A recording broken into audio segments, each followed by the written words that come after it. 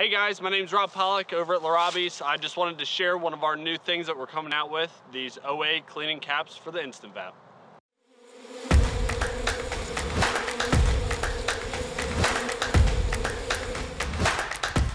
All right guys, so before we get into it, there's a few safety things that I'd like to go over. First, when you're using these, never do a full cap. I've had some iffy test results with that, so you want a half cap. Doesn't have to be precise, but just eyeball it. Second thing, you want to let the unit cool down a little bit. You want to get down to like the 400 range, maybe even a little bit lower. And that's primarily it as far as safety goes. To start out, I'm going to take and put a half of a cap of water in. Don't need a lot to be effective. As you can see, I've got my gloves on, I've got some eyewear on, trying to be safe. So what you want to do is take your plunger out of the unit. Now that it's cooled a little bit, we're sitting about 300 degrees.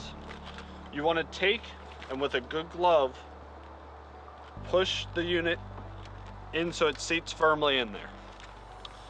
And then you want to take, hold your hand here and here like you're sandwiching it, and then you flip it upside down and it'll steam clean the unit. But don't remove pressure from your left hand.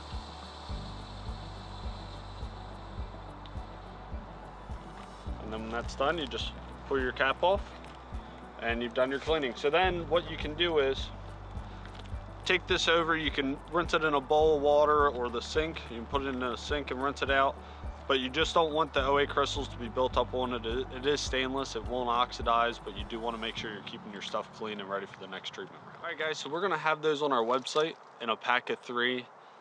They should last you a very long time. They're very effective. They'll save you a lot of time during your treatment, so I highly suggest you check them out.